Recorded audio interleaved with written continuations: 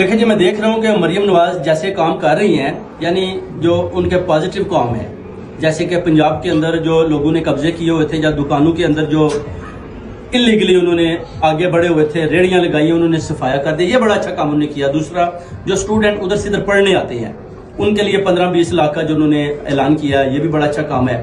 जो अच्छी चीजें हैं, चाहे वो जबरदस्ती मुसल्लत होकर आई हैं, मगर जो अच्छे काम कर रही हैं, डेफिनेटली उसका उनको क्रेडिट मिलना चाहिए।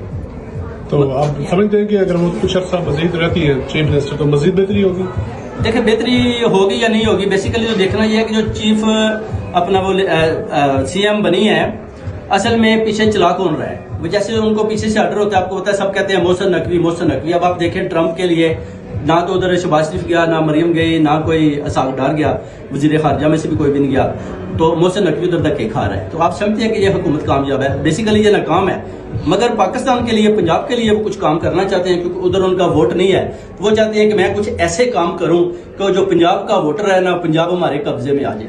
इसी वजह से खान साहब को अंदर रखकर वो अपनी पूरी कोशिश कर रही है कि अच्छे काम करूं, ताकि मेरे जो वोटर हैं वो बढ़े, उनकी तादाद बढ़े।